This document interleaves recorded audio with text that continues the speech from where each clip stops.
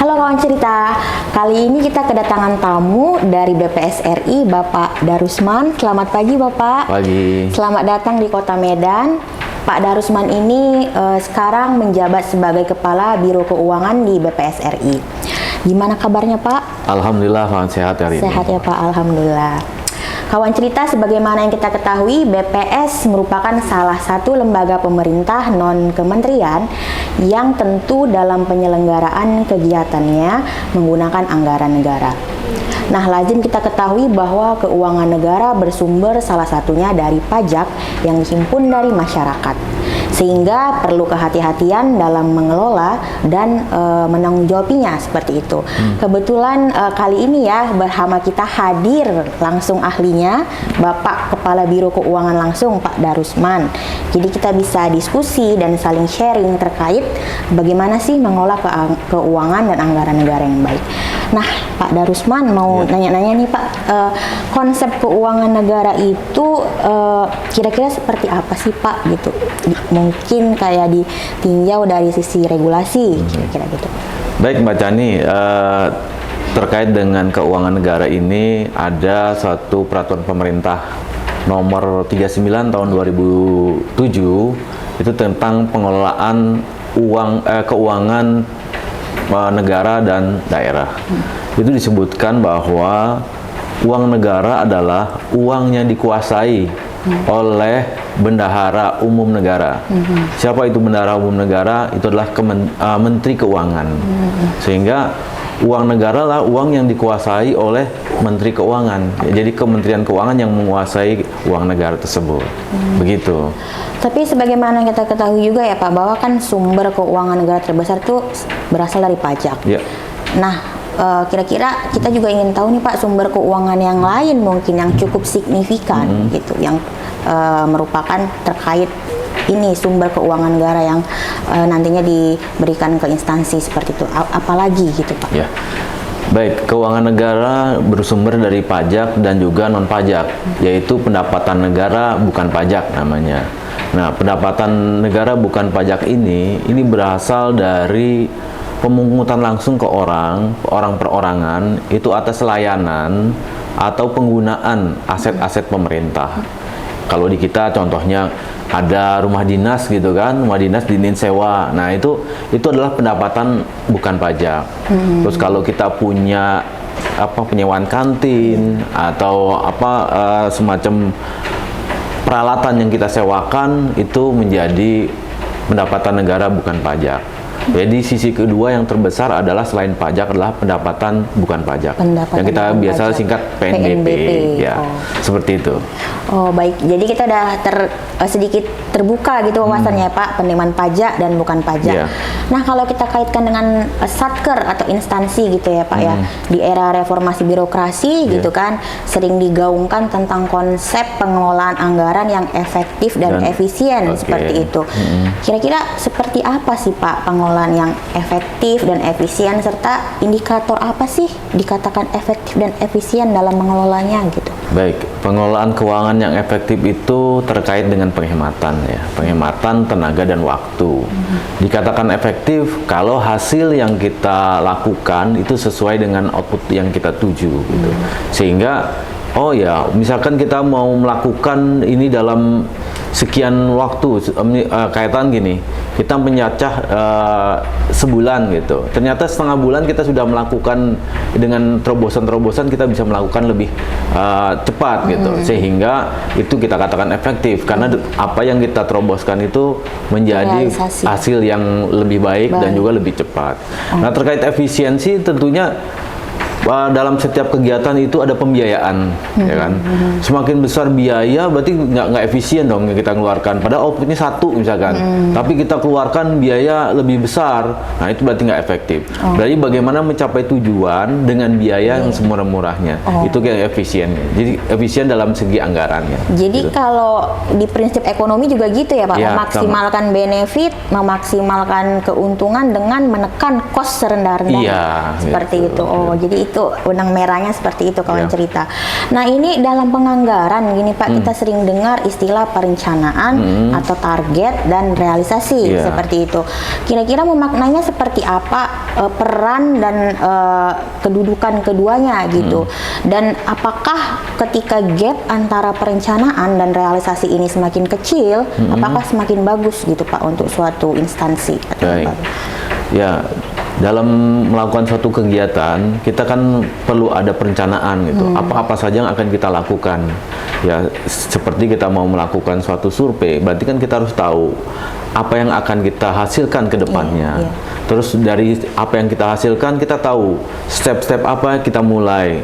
Tentunya kita harus melihat kegiatan-kegiatan apa yang akan kita lalui. Dari kegiatan-kegiatan itu tentunya kita harus semacam cost-nya berapa per setiap kegiatan. Itulah perencanaan. Jadi merencanakan biaya yang akan timbul pada kegiatan-kegiatan tersebut. Nah, tentunya dalam pelaksanaannya kita kenal namanya realisasi anggaran. Nah, realisasi ini seberapa besar realisasi yang bisa kita lakukan, ya seberapa besar juga kegiatan-kegiatan yang kita bisa realisasikan. Sebagai contoh, ternyata dalam pelaksanaannya di pendataan ada yang non-respon atau apa, otomatis kan realisasinya akan lebih rendah lagi gitu kan, karena posisinya ada ya sesuatu yang tidak bisa kita bayar, sehingga anggaran itu masih sisa gitu. Nah, sebaik mana perencanaan dengan realisasi, kalau dia sinkron, berarti memang perencanaan kita sudah sangat baik. Karena selama ini antara perencanaan dengan realisasi biasanya ada gap, walaupun gapnya tidak terlalu besar. Karena apa? Orang berencana itu belum tentu seluruhnya berhasil kan gitu. Ya. Tapi paling tidak kita menekan ketidakberhasilan tersebut dengan perencanaan yang baik. Berarti kita sudah merencanakan keberhasilan. Itu kata kuncinya seperti itu. Kata kuncinya merencanakan keberhasilan dengan perencanaan yang baik. Gitu Iya. ya, Pak. Nah ini kan kita juga bernaung di instansi statistik gitu ya Pak. Tidak tidak afdol kalau kita tidak mengestimasi gitu. Kira-kira range kisaran berapa sih Pak yang dianggap ideal penyerapan anggaran? Apakah memang harus 100% Pak terrealisasi seperti itu? Jadi harus diketahui ya, penilaian kinerja keuangan itu tidak hanya dinilai dari realisasi anggaran, tetapi ketercapaian output juga dinilai. Ketercapaian. Ya, jadi kita biasanya dalam perencanaan itu menetapkan dalam 1 tahun outputnya berapa. Misalkan satu publikasi, nilainya katakan 100 juta gitu. Nah, satu publikasi ini berhasil nggak dengan 50 juta? Oh, kalau berhasil berarti pencapaian kita baik. Jadi penilaian kinerja kita, keuangan kita baik. Jadi kalau satu output sampai dengan realisasi 100%, itu kan lebih buruk misalnya. Nah, kalau di penilaian keuangan itu, penilaian kinerja keuangan, makin tinggi realisasi sampai dengan mendekati 100, itu kinerja keuangannya makin turun ternyata. Nah, kalau kita lihat, kita simulasikan, tadi bilangnya estimasi, itu kisaran yang hasil hitung-hitungan itu sekitar 96 sampai 97. Itu bisa mencapai kinerja keuangan yang maksimal. Yang maksimal. Ya. Jadi, karena outputnya tetap, outputnya nggak ada tambah gitu. Nggak bertambah. Kecuali kita perencanaan realisasi sampai dengan 100, tapi outputnya juga nambah. Nah, ini kan kita karena outputnya sudah kita patok dalam 1 tahun itu misalkan 1 publikasi. Nah, kecuali nanti dengan 100 kita dapat 2 publikasi, itu berarti nambah output. Itu beda lagi. Kinerja keuangannya makin bagus. Tetapi kalau satu output terus realisasinya tetap 100, itu makin turun ini kinerja keuangannya. Seperti itu. Iya. Tapi Pak, misalnya insidentil ya Pak, di tengah jalan tiba-tiba ada dadakan nih publikasi seperti ini, bisa nggak terjadi? Jadi menambah output, jadi penyerapannya juga semakin besar gitu. Jadi gini, output itu kan ditetapkan di awal tahun. Di awal tahun. Pada saat kita DIPA itu muncul, itu outputnya sudah ada. Iya. Ya, Pak, di awal itu sudah ada. Jadi kita nggak bisa ujuk-ujuk gitu istilahnya. Ya. Oh, nambahin nih outputnya gitu. Ya, itu harus revisi juga gitu. Ya, jadi nggak bisa, perencanaan itu nggak bisa ujuk-ujuk gitu. Ujuk-ujuk. Ya. Jadi intinya ya bukan sekedar menyerap anggaran semaksimal mungkin, tapi output juga harus diperhatikan. Outputnya tercapai tidak seperti itu ya Pak. Itu yang dinamakan sejalan gitu ya Pak. Nah, ini Pak bagus sekali ya Pak. Tapi kan kita juga sering mendengar nih Pak, ada istilah WTP, wajar tanpa pengecualian, WDP, wajar dengan pengecualian ya, dan disclaimer seperti itu. Kira-kira terkait istilah-istilah itu gimana Pak memaknainya? BPS sendiri sudah WTP kan ya Pak ya? Ya, alhamdulillah BPS WTP dari sejak 2016. Sudah lama Ya, berjalan. kita sudah dapat 2 kali penghargaan dari Kementerian Keuangan, 5 tahun berturut-turut. Nah, ini udah dapat 2, ya mudah-mudahan ini bisa kita teruskan, kita pertahankan hingga seterusnya gitu. Nah, menurut Undang-Undang Nomor 15 tahun 2004 itu sebenarnya ada 4 kategori opini. 4 ya? Ya, bukan 3. Tadi saya 4. nyebutin baru 3. Iya. Yang pertama itu yang kita kategorikan yang paling tertinggi adalah wajar tanpa pengecualian. Nah, ini pengertiannya adalah hasil dari audit BPK itu menunjukkan bahwa entitas telah menyajikan secara wajar dalam semua hal yang bersifat material. Begitu juga dengan posisi keuangan, hasil usaha, dan juga kas entitas yang sesuai dengan prinsip-prinsip akuntansi, standar akuntansi. Itu yang dikatakan WTP. Artinya sudah sesuai nih dengan prinsip-prinsip standar akuntansi pemerintah. Kategori tertinggi lah ya. Nah, kalau WDP itu sebenarnya entitas juga sudah menyajikan secara wajar ya. Tetapi ada pengecualian untuk hal-hal yang berhubungan dengan yang dikecualikan, ya. Contohnya misalkan ada kan biasanya ada ambang batas, untuk temuan material itu sekitar 3%. Apabila itu melewati ambang batas 3%, ya itu kita kena WDP, artinya dengan pengecualian gitu. Itu yang disebutkan WDP. Yang ketiga dari undang-undang itu adalah tidak wajar. Tidak wajar. Nah, kalau tidak wajar berarti penyajiannya tidak sesuai dengan standar akuntansi. Itu tidak wajar. Yang keempat, disclaimer. Itu adalah tidak memberikan opini. Yang dikatakan iya, dia nggak akan berikan opini, artinya tidak bisa menyajikan sesuai standar akuntansi, dan juga ada hal-hal lain mungkin yang ditemukan gitu. Contohnya misalkan kepala KL-nya terkena apa gitu kan, seperti beberapa KL gitu kan terjadi disclaimer tuh karena ada pimpinan yang terkena kasus hukum dan ya, apa gitu. Seperti itu. Jadi ada 4 ya, bukannya 3 gitu. Bukan jadi 4 lah ya, jadi iya. Pak. Opini 4 itu. WTP, WDP, tanpa tidak wajar, TW dan disclaimer gitu. Cuman memang kita ingin mempertahankan kategori WTP ini ya Pak secara kontinu ya. Oke, baik. Tapi kan kita ingat ya bahwa BPS ini instansi vertikal, bahkan sampai level kabupaten kota ya ada 500 Pak. 517 semuanya. 17 satker ya Pak. Mungkin akan bertambah lagi seiring dengan adanya pemekaran dan segala macam. Nah, itu bisa nggak sih kira-kira seluruh satker mempertahankan bagaimana cara bersinergi gitu Pak? Ada nggak tips dan triknya ya Pak? Sinergi dan kerjasama antar keseluruhan satker sampai level terendah, sehingga pusat ini kan perlu support gitu ya Pak dari instansi dari satker-satker di bawahnya gitu, sehingga WTP kita yang sudah berjalan hampir 6 tahun gitu kan akan tetap berlanjut mungkin hingga 1 dekade ke depan. Ya, ini juga memang WTP itu berkat kerja keras semuanya. Seluruh satker kita 517. Karena ada satu saja itu akan berimbas ke laporan keuangan instansi. Karena yang dinilai opini itu adalah laporan keuangan instansi. Itu gabungan dari seluruh satker yang ada di BPS. Tidak independen ya Pak. Makanya kami mengembangkan aplikasi-aplikasi yang bisa kita berkomunikasi dengan daerah langsung dan juga mempermudah.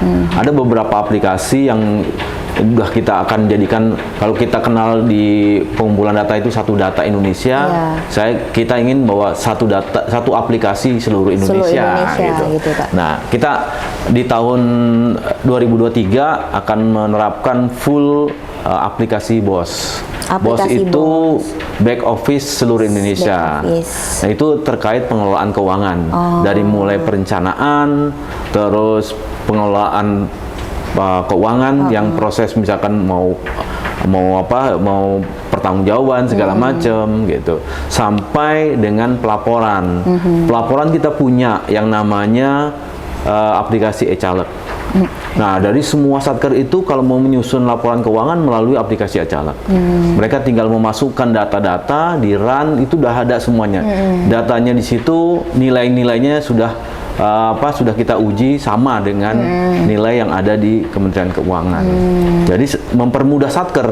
Jadi istilahnya kalau satker menyusun biasanya itu berhari-hari, itu cukup dengan 1 hari selesai. Yang penting dokumen ADK-nya itu udah kita siapkan. Kita run di aplikasi tersebut, 1 hari bisa kelar. Itu. Cuman di BPS sedang berjalan ya Pak implementasi BOS ya. Saya dengar ada pelatihan back office dan segala macam. Ya, kita mulai itu dari Juli 2022. Ada surat sestama terkait implementasi BOS ini. Jadi seluruh satker diminta untuk uji coba dulu. Uji coba untuk melakukan pengelolaan keuangan melalui BOS. Nah, ini memang ada yang sudah full menerapkan, ada juga yang masih ragu-ragu gitu. Makanya kita harapkan semua udah nggak usah ragu-ragu.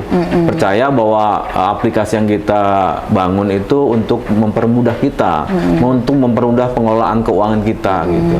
Jadi udah hilangkan keraguan itu, kita laksanakan satu aplikasi seluruh Indonesia untuk pengelolaan keuangan, sehingga kita bisa ngecek, oh iya ada kesalahan di sini, ada kesalahan di sini, itu bisa kita monitoring juga dari pusat gitu. Nah, satu lagi kita juga ada, kalau yang namanya perencanaan udah ada, pengelolaan ada, tentunya yang satu yang perlu kita ini kan adalah arsip. Ya. Kita juga punya aplikasi arsip yang bisa menyimpan data-data di mana pertanggungjawaban itu berada. Kita sebut namanya Sekar. Ya, jadi kelola arsip keuangan di situ. Nah, ini akan kita lanjutkan pengembangannya menjadi arsip digital keuangan. Sehingga kalau ada permintaan pertanggungjawaban segala macam, itu tinggal buka di aplikasi itu aja ya Pak. Ketemu ininya pertanggungjawabannya yang diminta gitu. Itu cara kita untuk terus mengikat teman-teman di daerah, bisa kita monitoring dan juga kita bisa terus sharing dan pembinaan. Gitu. Tapi tentunya untuk tujuan ini bisa berjalan ya Pak, berarti kan literasi dari seluruh SDM hingga level kabupaten kota ya untuk menjalankan aplikasi itu ya Pak. Butuh SDM yang kompeten dan mumpuni sehingga bisa terintegrasi gitu jadi satu ya Pak. Baik, bagus sekali mungkin ya Pak. Di sini juga ada ya Pak tantangan. Pasti kan untuk mencapai tujuan gitu kan, kita pasti ada batu-batu kerikil atau hambatan-hambatan yang kita lalui. Itu tantangan terbesarnya apa sih Pak yang sering ditemui dalam pengelolaan anggaran khususnya di internal BPS sendiri gitu yang biasa dihadapi? Iya, jadi begini. Kita perlu menumbuhkan mindset keingintahuan gitu. Sense of ininya harus ada gitu ke semuanya. Jadi pengen tahu nih gitu. Selama ini mereka menganggap bahwa kalau urusan administrasi pengelolaan itu di tata usaha atau bagian umum aja. Saya kan urusannya teknis, nggak perlu saya tahu. Padahal itu perlu gitu. Jadi perlu sensitivitas semuanya, perlu pengembangan bahwa perlu juga nih saya membaca aturan-aturan keuangan. Jadi bukan hanya di tata usaha atau umum. Sehingga semua pertanggungjawaban kegiatan teknis itu sejalan dengan administrasi yang akan dilakukan gitu.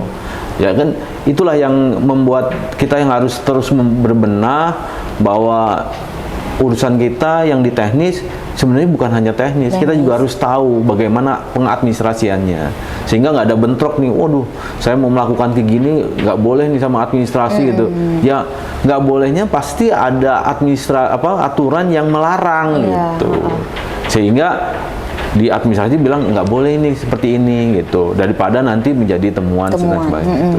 Seperti itu. Jadi tantangan terbesarnya itu menumbuhkan kesadaran nih ya kepada seluruh pegawai, jangan hanya terpaku pada urusan teknis saja, bahkan seorang fungsional statistisi pun mungkin juga harus melek administrasi dan keuangan seperti itu ya Pak. Karena kita ada dalam satu wadah yang sama seperti itu ya.